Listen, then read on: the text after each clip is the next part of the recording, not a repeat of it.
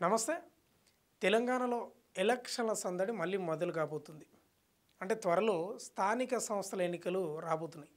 ఇక సర్పంచ్‌గా పోటీ చేయాలనుకునే వాళ్ళు ఇప్పటికే గ్రౌండ్ లెవెల్‌లో వర్క్ స్టార్ట్ చేసుకున్నారు ఇక.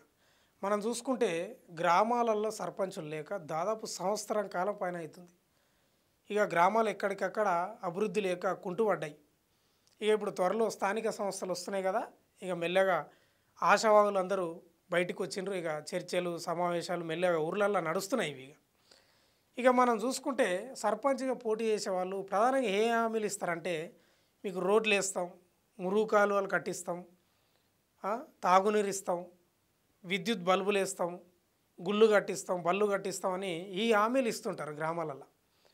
కానీ తెలంగాణలో కొన్ని గ్రామాలలో ఈ హామీలు వద్దు వాళ్ళకు.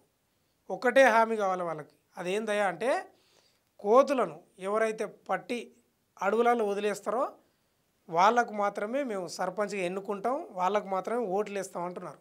వినడానికి విడ్డూరంగా ఉన్నా ఇది నిజం. అంటే ఇన్ని రోజులు గ్రామాలలో అభివృద్ధి అంటే మౌలిక వసతులు, స్కూళ్ళు, గోపురాలు, గుళ్ళు ఇవి ఉండే. కానీ ఇప్పుడు ఆ గ్రామాలల్లో కోతులను ఎవరైతే తరిమేస్తారో, ఎవరైతే పట్టి అడవులలో వదిలేస్తారో వాళ్ళనే సర్పంచ్గా ఎన్నుకుంటారంట. మరి అట్లా ఉంది కోతుల బెడద. మామూలు బెడద కాదు. ఇక కోతులు అంటే మనకు తెలుసు కదా, ఈ చెట్టు నుంచి ఆ చెట్టు మీదకు దుంకుతాయి, ఈ మిద్దె నుంచి ఆ మిద్దె మీదకు దుంకుతాయి. ఇక ఈ మధ్యకాలంలో చాలా ఏండ్ల ఇప్పుడు కాదు, అడవుల నుంచి ఊర్ల మీద పడ్డాయి కోతులు వచ్చి. ఇక ఒక్క కథగా దానితోటి ఒక్క పని చేసుకొని చేన్లలో పండ్లు తింటాయి, మొక్కజొన్నలు, ఇక శనగకాయ, ఇక పంట మొత్తం నాశనం చేస్తాయి అనుకోండి. తినేది తక్కువ, తొక్కి పాడు చేసేది ఎక్కువ. ఇక ఇళ్ళ ముందర ఏ ఆర పోసుకున్నా సరే, మిరపకాయలు ఆర పోసుకున్నా సరే దండలను కూడా చిందరవందర వేస్తాయి. ఇక మనుషులను కొరుకుతాయి, మనుషుల మీద దాడి చేయడం. ఇక కోతులు కూడా ఎట్లుంటాయంటే ఒక కోతిని కొడితే 10 కోతులు వస్తాయి. మనుషులు అంటే రారనుకోండి, ఒకరిని కొడితే ఒక 10 మంది వచ్చేటట్లయితే లేరు ఇప్పుడైతే. ఈ కోతుల బెడద అంత దారుణంగా అయింది కొన్ని గ్రామాలలో తెలంగాణలో. కొంత ఆదిలాబాదు, కరీంనగర్, అట్లా నిజామాబాదు ఈ ప్రాంతాలలో కోతుల బెడద చాలా దారుణం. వాళ్ళ కంటి మీద కునుకు లేకుండా చేస్తున్నాయి, నిద్రపోనియవు. ఆ పెంకుటిల్లు ఉంటే పెంకులు వీకడం, మితిలపైకి ఎక్కి ఆ టీవీ వైర్లను వీకడం. ఇక ఒక్క గోస కాదు వాళ్ళది. ఇక కోతికి కొబ్బరి చిప్ప దొరికితే ఎట్లుంటుందో అట్లా ఉంది వాళ్ళ పరిస్థితి. ఇప్పుడు ఇదే ప్రధాన సమస్య అయి కూర్చున్నది వాళ్ళకు.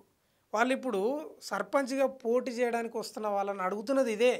రోడ్లు, కాలువలు, మంచినీరు ఇవి కాదా ఫస్ట్ కోతులను బట్టి ఎవరైతే సురక్షితంగా అడవులలో వదిలేస్తారో వాళ్ళకైతేనే వేస్తామంటున్నారు. అంటే ఏ స్థాయిలో ఉంది చూడు. ఇక ప్రజలు కూడా విసికి వేసారంటారు. ఎందుకంటే శివలింగం మీద తేలిలాక చెప్పుతోటి కొట్టలేం, చేతోటి తీయలేం. ఇక కోతులను కొడదామంటే ఆంజనేయ స్వామి దేవుడా. అందుకే వాళ్ళు కూడా ఏం చేయలేని పరిస్థితి. అందుకే వాళ్ళు మొరపెట్టుకుంటున్నారు ప్రభుత్వాలను, కానీ ఇప్పుడు సర్పంచ్గా పోటీ చేసే వాళ్ళను మొరపెట్టుకుంటున్నారు. ఇంకా విచిత్రం ఏంటంటే ఇప్పటికే సర్పంచ్గా పోటీ చేయాలనుకునే వాళ్ళు ఆ గ్రామాలలో కోతులను వాళ్ళ సొంత ఖర్చులతోటి కోతులను పట్టించి అడవులలో వదిలేస్తున్నారంట గెలవడానికి. అంటే ఏ స్థాయిలో ఉందో అర్థం చేసుకోవచ్చు మనం. ఇక కోతులు అంటేనే మనకు ఒక ఇక మనం అంటుంటాం ఊర్లలో, కోతిలాగా అట్లా చేస్తామేంద్ర నాయన అని. ఆ రకంగా ఉంది కోతుల బెడద. మరి కోతులు ఎందుకు వచ్చినాయి ఊర్లలో కంటే అడవులను నరకడం వల్ల. అడవులల్లో చెట్ల సంపద పోతుంది, ఖనిజ సంపద కోసం అక్రమార్కులు వంట చెరుకు కోసం అడ్డగోలుగా నరకడం. దీనివల్ల ఏమవుతుందంటే అడవంతా నాశనం అయ్యి ఊర్ల మీద వచ్చి పడ్డాయి.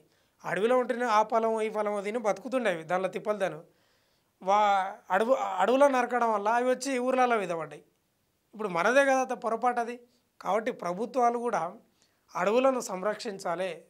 అడవులలో ప్రధానంగా ఈ కోతుల బెడద ఉండొద్దంటే అడవులలో పండ్ల చెట్లను నాటాలి. అప్పుడే ఈ కోతులను అడవులలోకి వదిలేస్తే సురక్షితంగా ఉంటాయి. వదిలేస్తే మళ్ళీ వస్తాయి అక్కడ పండ్లు లేకపోయేసరికి, ఆహారం లేకపోయేసరికి. కాబట్టి ఇది ప్రధాన సమస్య ఉంది. చెప్పుకోవడానికి వినడానికి విడ్డూరంగా ఉన్నా కూడా వాళ్ళకి తెలుసు ఆ బాధలు, కోతుల వల్ల ఎంత బాధ ఉంటుంది అనేది. కొట్టడం పెద్ద విషయం కాదు కోతులను, కానీ కొట్టరు. అందుకే వాళ్ళు రిక్వెస్ట్గా మాకు ఏ అభివృద్ధి వద్దు నాయన, ఈ కోతులను పట్టిస్తే చాలనే రకంగా ఉందంటే ఏ స్థాయిలో ఉందో అర్థం చేసుకోవచ్చు మనం. ప్రభుత్వాలు కూడా దృష్టి పెట్టి ఈ కోతుల బెడదను ప్రభుత్వం చర్యలు తీసుకుంటే అవుతుంది. ఎందుకంటే గ్రామాల నుంచి తరిమి కొట్టాల్సిన ఈ కోతులను సురక్షితంగా అడవులలో వదిలేస్తే, అక్కడ చెట్లను పెంచితే అక్కడనే ఉంటాయి అవి. ఇక ఊర్లలోకి రావు. కాబట్టి ప్రజలు ప్రతి ఒక్కరికి బాధ్యత ఉంది చెట్ల మీద, ప్రకృతి మీద. అందుకే ప్రకృతిని నాశనం చేయొద్దు, జంతువులను ఊర్ల మీదకి రప్పించుకోవద్దు. ఇదే మనకు ప్రకృతి నేర్పుతున్నది. ప్రకృతిని నాశనం చేస్తే అది మనల్ని నాశనం చేస్తుంది. ఇదే అందుకే మనం ప్రకృతిని ప్రేమించాలి, చెట్లను ప్రేమించాలి. అప్పుడే మనం ఆనందంగా ఉంటాం, జంతువులు కూడా ఆనందంగా ఉంటాయి.